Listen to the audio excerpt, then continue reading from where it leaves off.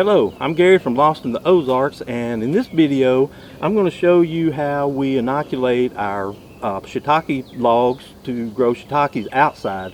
We also grow shiitakes inside in bags, but we do the logs outside. So I'm going to show you the process from start to finish in this video of how we do this so that we can harvest our shiitake mushrooms. Now the first step is I've got some wooden dowels here, and these are what we put into the logs to inoculate them.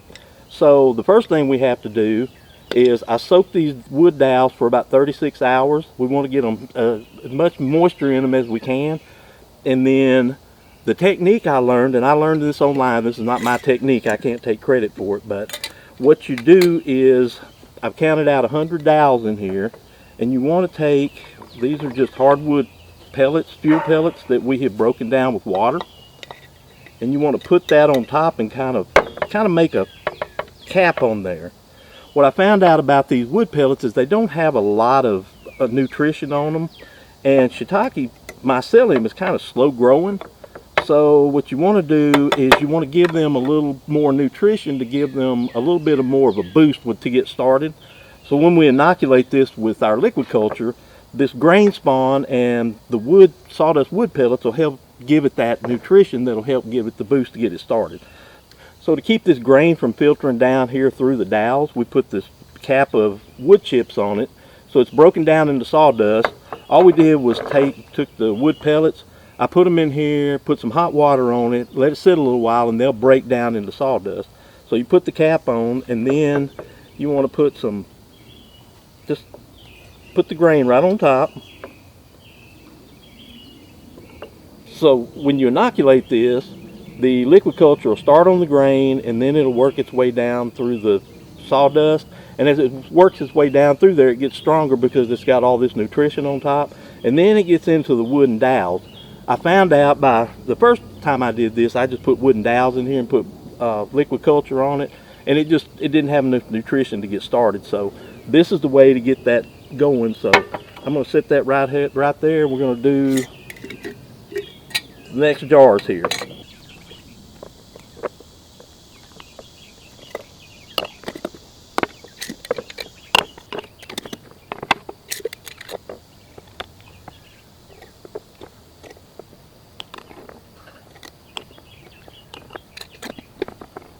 Okay, so now that we have our jars set up, the next step is we're getting ready to go into the sterilizer. So you can buy these jar lids online that are already made, but we just make them ourselves. It's really easy. You just drill 2 holes. You drill a 3/8 inch hole for an air hole, and then a 1/4 inch hole this is a self-healing injection port, where when you pull your liquid culture out into a syringe, you can stick your needle through there, inject it, pull it back out, and this red RTV silicone will seal back up so that you prevent contamination. This step is the step, you don't have to be sterile in this step because you're going to run it through the sterilizer anyway. So you want to just take some flavorful, put through there, you want to pull it through, and this allows oxygen to get into your jars so that your mycelium can breathe, because if it was just sealed off, these mycelium actually, when they're growing, they take in oxygen and breathe out CO2 just like we do. So they have to have oxygen to survive. So if you just sealed them up in here, they would smother. So you want to take these balls of flavorful and just stick them through your 3/8 inch hole, pull them through, and then that will allow your mycelium to breathe as it's growing out in here. So I'm going to finish these jars off, and I'll come back when I get them finished off. Okay, so now that we got our jars ready to go, I've got the vents in, they're all ready to go. The last step is we want to take a piece of aluminum foil and just cover the tops of them up, because what that does is when you put them in the pressure cooker, you don't want water splashing up going into these vents and getting inside.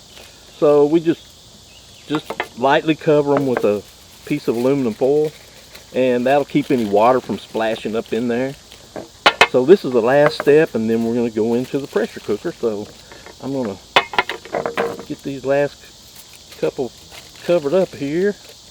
And it doesn't have to be perfect. You just want to make sure the water can't splash up in there. So now that we've got them covered up, we'll put them in the pressure cooker and we'll get started with the sterilization.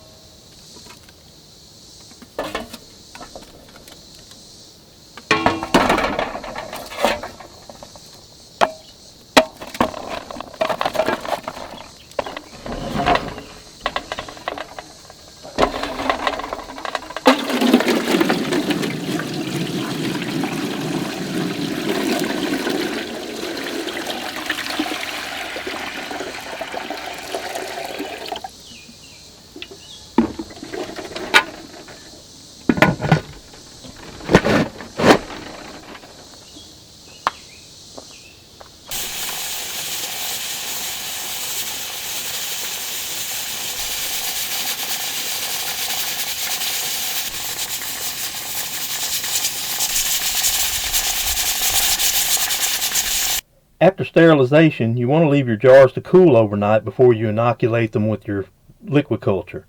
If you inoculate the jars with liquid culture while they're still hot, the temperatures will kill off your mycelium and you don't want that. After a few weeks, the shiitake mycelium will have gotten a good start on the grain spawn and will be starting on the sawdust. When the grain spawn and sawdust are almost fully white with mycelium, you want to shake the jar vigorously to spread the spawn down through the hardwood dowels. This allows more mycelium to be in contact with the dowels, and the jar will then colonize in another 3 to 4 weeks.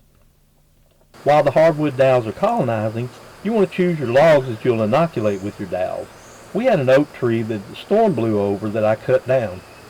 Be sure and let your hardwood log lay for 2 weeks before you inoculate it. Most trees produce natural antifungal agents while they're alive, and it takes about 2 weeks for the levels of these to drop off so they won't kill off your mycelium.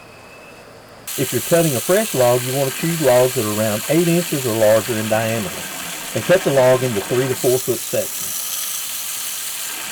Once the hardwood dowels are colonized, it's time to prepare our logs for inoculation. Soak the logs in water for 24 to 48 hours. This allows the logs to absorb additional moisture so that your mycelium doesn't dry out before it can take hold inside the log. Weigh the logs down with rocks or something else heavy to keep them completely submerged while they soak. After soaking, remove the logs and take them to a place where you can drill the holes for the dowels. I found that for our 5/16 inch dowels, if you use a 3/4 inch drill bit, you don't need a hammer to drive the dowels into the log. And if you mark the drill bit just beyond the 1.5 inch line, you can easily place the dowels by hand and countersink them. Being able to countersink the dowels is important because we're going to melt beeswax and use it to seal the hole above the dowels. This not only helps seal in moisture, it also prevents unwanted spores from getting inside and competing with our shiitake mycelium. Once your logs are inoculated, you want to place them in a shady spot where you can monitor them. During dry spells, you may want to spray them down with water. Many people stack their logs in a crosshatch fashion. I just lean mine against a large tree. Both methods work fine. When the logs are ready to fruit, they'll usually push out the wax cover and fruit from where you place the dowel, at least for the first few years. After that, they may even separate parts of the bark from the wood and fruit from there. Shiitakes will normally fruit in spring and fall. It will take your inoculated logs about 12 to 18 months before you'll see the first fruiting. After that, you can expect your logs to provide you with an abundant crop of shiitake mushrooms twice a year for up to 8 years or more. I hope this video helps you if you've been wanting to try growing shiitake mushrooms yourself. If you're curious about uses for shiitake mushrooms, I'll put a link in the description to our article on 10 popular shiitake mushroom uses. We also offer dehydrated shiitake mushrooms in our online shop. Now be sure to hit that like button and subscribe to the channel. Those things really help us grow the channel. And as always, thanks for watching.